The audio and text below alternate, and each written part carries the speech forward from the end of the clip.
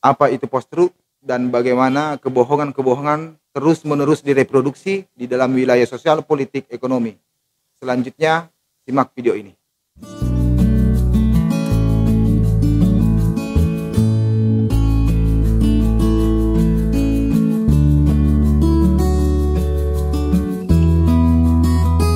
Assalamualaikum warahmatullahi wabarakatuh. Kembali kita jumpa lagi, saya Muhammad Faisal.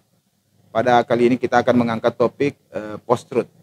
Jadi post-truth adalah sebuah gambaran atau fenomena kontemporer yang melibatkan emosi, perasaan dari dalam menentukan suatu kebenaran.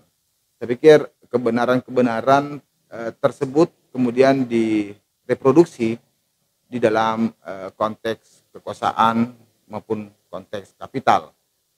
Post-truth sebenarnya pertama kali dipopulerkan pada majalah Nation Magazine pada tahun 1992 yang mengulas tentang gambaran buruk atau fakta-fakta buruk di dalam kepresidenan Richard Nixon. Sehingga masyarakat kemudian tidak lagi ingin mempercayai fakta-fakta buruk itu. Jadi saya pikir dalam fenomena seperti itu kebiasaan manusia untuk menghadirkan semacam kenyamanan tersebut dilibatkan di dalam konteks post-truth tersebut. Karena post-truth sebenarnya adalah sebuah fenomena politik di mana berita-berita itu direproduksi sehingga menghilangkan hal-hal yang sangat substansial dalam sebuah negara. Warga negara Amerika tidak siap menerima fakta buruk yang terjadi di dalam kepemimpinan Richard Nixon. Nah, ini yang awal mula di dalam istilah post-truth tersebut. Sebenarnya post-truth juga bisa kita lihat dalam konteks ekstrapolasi.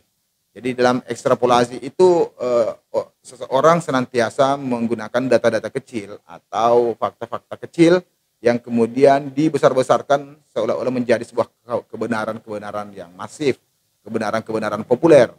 Dan saya pikir itu terjadi di dalam konteks politik, terutama konteks politik hari ini. Dan ekstrapolasi ini banyak dimainkan untuk menunjukkan popularitas politik bagi seorang figur, dan tentu hal tersebut bahkan dominan kita melihat banyak yang tidak relevan dengan substansi dan urgensi dari orientasi politik tersebut.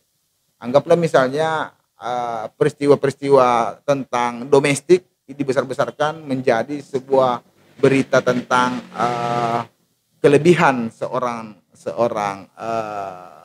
figur misalnya, sehingga substansi tentang visi kepemimpinan itu hilang gitu.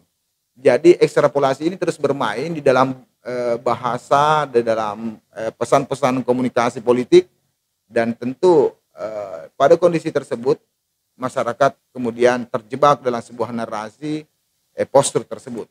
Jadi tentu kebenaran-kebenaran itu terus direproduksi baik lewat media sosial, baik lewat hoax dan seterusnya, maupun berita-berita elektronik lainnya. Dan saya pikir ketika itu terjadi, masyarakat kita kemudian sulit menemukan kebenaran-kebenaran otentik. Sampai saat ini masyarakat kita bahkan sulit lagi melihat atau mengidentifikasi mana yang salah, mana yang benar, mana yang bohong, mana yang jujur, mana pikiran dan mana picisan gitu.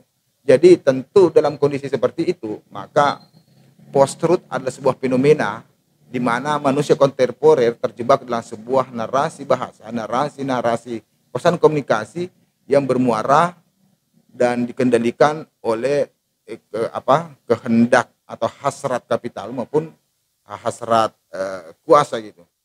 Jadi saya pikir tentu kali ini kita membutuhkan semacam ketajaman rasionalitas, kita membutuhkan semacam kekuatan yang mampu melihat komparasi historik yang terjadi di dalam bangsa ini, di dalam kondisi demokrasi pada saat ini. Dan ada banyak hal yang mesti harus dibangun di dalam mengukuhkan demokrasi di Indonesia. Tentu kali ini pikiran menjadi sebuah kekuatan utama, menjadi leader di dalam menentukan antara tutur dan akal budi. Hal ini juga pernah dijelaskan oleh Derrida di mana tutur dan akal budi itu senantiasa bertabrakan.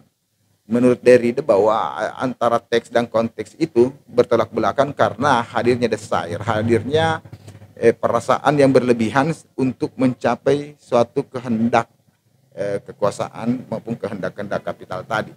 Dan saya pikir post-truth adalah sebuah fenomena pasca kebenaran di mana berita, wacana kemudian direproduksi kembali untuk mencapai suatu keinginan-keinginan politik maupun wacana-wacana yang dikendalikan oleh kekuasaan. Saya pikir ini untuk pembahasan singkat kita ini, semoga ada manfaatnya. Terima kasih. Assalamualaikum warahmatullahi wabarakatuh.